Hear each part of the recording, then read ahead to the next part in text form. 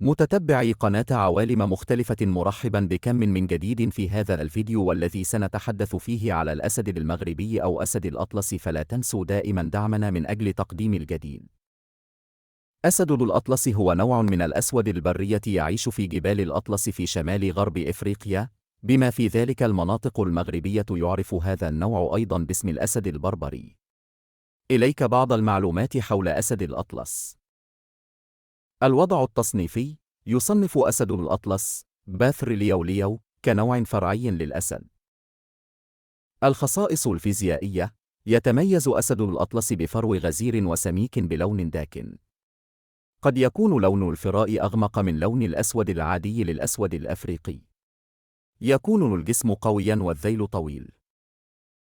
التوزيع الجغرافي: يعيش أسد الأطلس في جبال الأطلس الكبيرة والصغيرة في شمال غرب إفريقيا. التهديدات: يواجه أسد الأطلس تهديدات جمة تشمل فقدان موطنه الطبيعي، وتقليل الغذاء المتاح، والتصدي لصيد البشر. هذا النوع مهدد بالانقراض. الحماية: يعتبر أسد الأطلس جزءاً من الجهود الدولية للحفاظ على التنوع البيولوجي. هناك جهود لحمايته وللمحافظة على موطنه الطبيعي. آخر مرة شوهد فيها أسد الأطلس في الطبيعة بالمغرب كان في أربعينيات القرن العشرين، إذ التقطت له صورة من إحدى الطائرات الفرنسية وهو يمشي وحيداً بفروه الأسود المميز وسط ثلوج جبال الأطلس، وفق الروايات المتداولة. تعرض أسد الأطلس للصيد العشوائي، خصوصاً في فترة الاحتلال الفرنسي للمغرب من 1912 إلى 1956، إذ كان الصيادون يصطادونها للظفر بفروها وجلدها ولتهريبها إلى دول أوروبا، إلى أن اختفى هذا الحيوان من الوسط الطبيعي، ولم تتبقى منها إلى أعدد محد ودجاج في حديقة الحيوانات الخاصة بلقصر لملكي فيا للربط.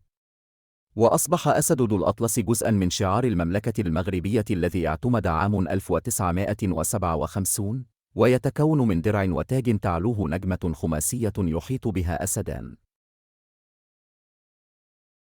في بداية السبعينيات، نقلت جميع حيوانات الحديقة الملكية، بما فيها أسود الأطلس، إلى حديقة الحيوانات الوطنية بالرباط، التي يشكل حماية الأنواع الحيوانية المهددة بالانقراض إحدى مهامها الرئيسية.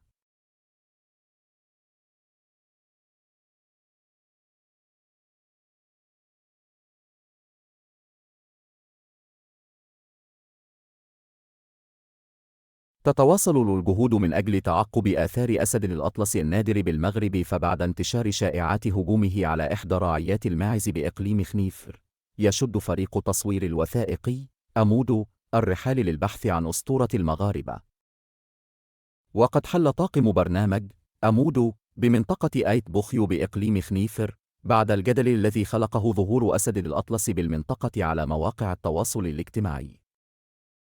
وقال القائمون على البرنامج الوثائقي أنهم كانوا سباقين إلى التطرق إلى ظهور حيوانات مفترسة كانت إلى عهد قريب من عداد المنقرضات. أخبار الهجوم الذي انتشر على مواقع التواصل الاجتماعي تم نفيها بشكل رسمي من قبل الجماعة الترابية سبت آيت روحو التابعة لدائرة أجلموس قيادة مولاي بوزد بإقليم خنيفر، غير أن وجود أصناف من هذا الأسد النادر علاق ديال حياة ليزال ينعش آمال مصور الوثائقي. بالنسبة لنا وجود الأسد بجبال الأطلس أمر ليس مستبعدا، وإذا ما تم توثيق هذا التواجد بالكاميرات فسيكون أمرا تاريخيا ورائعا. ماذا عنكم؟ هل تتوقعون تواجد أسد الأطلس في جبال وغابات المغرب؟ ننتظر أجوبتكم في التعليقات.